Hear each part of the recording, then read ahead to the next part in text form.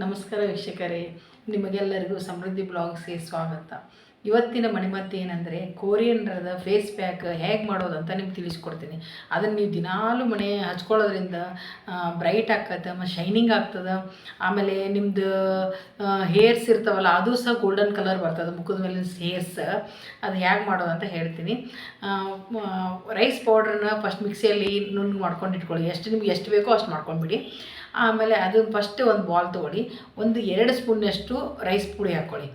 ಆಮೇಲೆ 1 ಟೀ ಸ್ಪೂನಷ್ಟು rose water ಹಾಕ್ಕೊಳ್ಳಿ. 1 ಟೀ ಸ್ಪೂನಷ್ಟು ಜೇನುತುಪ್ಪ ಹಾಕ್ಕೊಳ್ಳಿ. ಆಮೇಲೆ 2-3 ಸ್ಪೂನಷ್ಟು ಗಟ್ಟಿ ಮೊಸರು ಹಾಕ್ಕೊಳ್ಳಿ.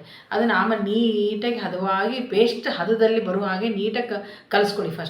ಕಲಿಸ್ಕೊಂಡು ಆಮೇಲೆ ಫಸ್ಟ್ ಮುಖವನ್ನು ಸ್ವಚ್ಛವಾಗಿ ನೀರಿಂದ ತೊಳ್ಕೊಂಡು ಆದಮೇಲೆ ಈ ಫೇಸ್ ಪ್ಯಾಕ್ ಮಾಡ್ಕೊಂಡಿರ್ತಲ್ಲ ಇದನ್ನೆಲ್ಲ ನೀಟಾಗಿ ಮುಖಕ್ಕೆ ಅಪ್ಲೈ ಮಾಡ್ಕೊಳ್ಳಿ.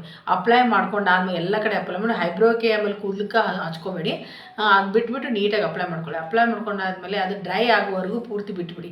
ಅದು ಪೂರ್ತಿ ಡ್ರೈ ಆದಮೇಲೆ ತಣ್ಣೀರಿಂದ ಮುಖವನ್ನು ತೊಳ್ಕೊಂಡು ಆದಮೇಲೆ ಮನೆಯಲ್ಲಿ ಐಸ್ ಕ್ಯೂಬ್ಸ್ ಇರ್ತಾವಲ್ಲ, ಐಸ್ ಕ್ಯೂಬ್ಸಿಂದ ಮತ್ತು ನಿಧಾನವಾಗಿ ಸ್ಕಿನ್ ಮೇಲೆ ಮಸಾಜ್ ಮಾಡ್ಕೊಳ್ಳೋದ್ರಿಂದ ಬ್ಲಡ್ ಸರ್ಕ್ಯುಲೇಷನ್ ಆಗುತ್ತೆ. ಆಮೇಲೆ ಶೈನಿಂಗ್ ಬರ್ತದೆ. ಈ ಥರ ಮಾಡ್ತಾ ಹೋಗಿ ನೀವು ಪ್ರತಿದಿನವೂ ಈ ಥರ ಮಾಡ್ಬೋದು. ಡೈಲಿ ನೀವು ಈ ಥರ ಮಾಡ್ತಾ ಹೋದ್ರೆ ನಿಮ್ಮ ಸ್ಕಿನ್ ಎಷ್ಟು ಚೇಂಜ್ ಆಗಿದೆ ಅಂತ ನಿಮಗೆ ಗೊತ್ತಾಗುತ್ತೆ. ಆಮೇಲೆ ನಾನು ಈ ಥರ ಉಪಯುಕ್ತ ಮಾಹಿತಿ ನಿಮ್ಗೆ ಇಷ್ಟ ಆಗಿದ್ರೆ ಲೈಕು, ಶೇರು, ಸಬ್ಸ್ಕ್ರೈಬ್ ಮಾಡ್ಕೊಳ್ಳಿ. ಆಮೇಲೆ ಈ ವಿಷಯದೊಂದಿಗೆ ಮುಗಿಸ್ತೀನಿ, ಮತ್ತು ಮುಂದಿನ ವಿಷಯದೊಂದಿಗೆ ಸಿಗುವೆನು. ಓಕೆ, ನಿಮಗೆಲ್ಲರಿಗೂ ಧನ್ಯವಾದಗಳು.